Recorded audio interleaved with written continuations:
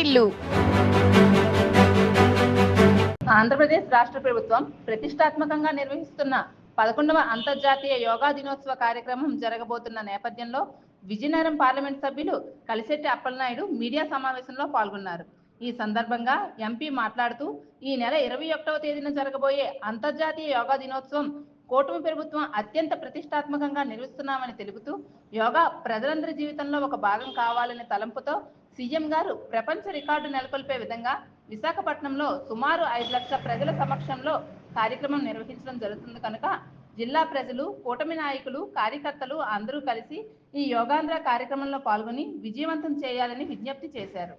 ఉత్తరాంధ్రలో విశాఖనగరంలో జరుగుతున్న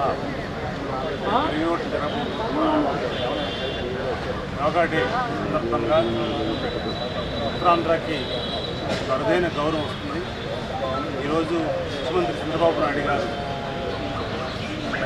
ఆధ్వర్యంలో భారత ప్రధాని నరేంద్ర మోడీ గారు కార్యక్రమానికి రావడం, ఇది అత్యంత వైభవంగా జరిపించుకోవడం, ప్రయత్నాలు జరగడం, ఇవన్నీ కూడా భారతదేశంలోనే ప్రపంచంలోనే విశాఖ నగరం ఉత్తరాంధ్ర పట్టం చరిత్ర అవుతుంది. దీనికి ఉత్తరాంధ్ర ప్రధానికం సద్వినియోగం చేసుకోవాలని కోరుకుంటున్నాం. 5 లక్షల మంది, ఇప్పుడు దాదాపు 3 లక్షల పైన వింటర్ అయింది. 5 లక్షల మందికి మనం టార్గెట్ పెట్టుకున్నాం. 5 నుంచి 7 లక్షల వరకు వస్తున్న అంచనా ఉంది. ఇది చాలా అరుదైన మనకి ఒక మంచి రికార్డ్ అవుతుంది. ఖచ్చితంగా ప్రతి ఒక్కరు కూడా దీనిని సద్వినియోగం చేసుకోవాలని మనస్ఫూర్తిగా నేను విజ్ఞప్తి చేస్తున్నాను. ఈరోజు ఆరోగ్యం పట్ల ఈ రాష్ట్ర ప్రజానీకం పట్ల కానీ, ఈ దేశ ప్రజానీకం పట్ల కానీ ప్రధానమంత్రి గారు అవ్వచ్చు, ముఖ్యమంత్రి గారు అవ్వచ్చు, ఎన్డీఏ కూటమి అవ్వచ్చు, ప్రత్యేక శ్రద్ధ తీసుకొని ఈ యోగా డేని చైతన్యవంతమైన కార్యక్రమంగా తీర్చిదిద్దడానికి ఒక అవకాశం కల్పించారు. అందుకు ప్రతి ఒక్కరు కూడా దీనిని సద్వినియోగం చేసుకోవాలని మనస్ఫూర్తిగా వారికి రిక్వెస్ట్ చేస్తున్నాం. అదే సమయంలో ఈరోజు ప్రతి ఒక్కరు కూడా ఆరోగ్యం పట్ల ఎంతో ఆసక్తిగా ఉన్నారు. ఈరోజు యోగా అంటే ఒక 60-70 సంవత్సరాలు దాటే వాళ్ళు చేస్తారు తప్ప అనుకున్నాం తప్ప, ఈరోజు అదే అవేర్నెస్తో గౌరవ ముఖ్యమంత్రి గారు గత 40 సంవత్సరాలుగా ఆయన యోగా చేసి ఆరోగ్యాన్ని కాపాడుకుంటూ, మనల్ని కాపాడుతూ ఈరోజు స్ఫూర్తిగా నిలిచారు. అదే స్ఫూర్తితో మనం అందరం కూడా యోగాన్ని మనం ప్రతిరోజు మన జీవితంలో భాగస్వామిగా చేసుకుంటూ, జీవితంలో భాగంగా చేసుకుంటూ మనం అందరం కూడా ముందుకెళ్లాలని మీ ద్వారా తెలియజేసుకుంటూ, ముఖ్యంగా విశాఖ నగరం ఈ రేపు యోగా డే సందర్భంగా ఆరోగ్యపరంగా స్థానాన్ని సంపాదించడంతో పాటు అదే సమయంలో రేపు ఆర్థిక రాజధానిగా ఉన్న విశాఖ నగరం కూడా పారిశ్రామికవేత్తలు కానీ, ప్రముఖులు కానీ ఆకర్షించే నగరంగా మనం చూడబోతున్నాం. ఖచ్చితంగా ఇదంతా కూడా రేపు దేశ భవిష్యత్తు, రాష్ట్ర భవిష్యత్తుకు నాంది అవబోతుంది ఈ ఈవెంట్.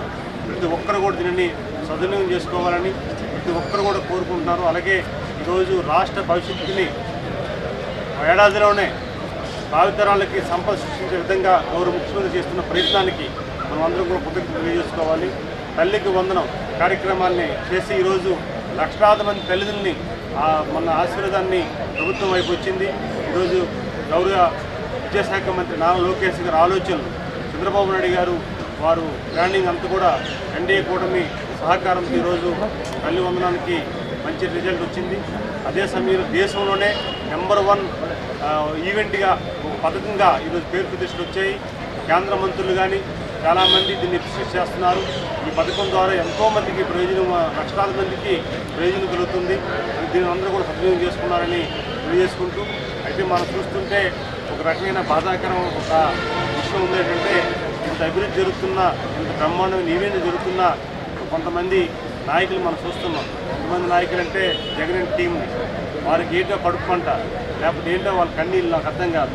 ఇది రాష్ట్రం అంతా బ్రహ్మాండంగా ఉండి ప్రజానీకం చాలా బాగుంటే వాళ్ళ ఆవేదన, వాళ్ళ ఆలోచన చూస్తే చాలా బాధ కలుగుతుంది. ఎందుకంటే ఎన్డీఏ కూడా ప్రభుత్వానికి ఈరోజు మద్దతు ఇచ్చి గౌరవించిపోయి ఒక ముఖ్యమంత్రిగా పనిచేసిన జగన్మోహన్ రెడ్డికి చట్టం మీద కానీ లేకపోతే వ్యవస్థల మీద కానీ మినిమం అవగాహన లేకుండా ఈరోజు చాలా దారుణంగా వ్యవహరిస్తున్నారు.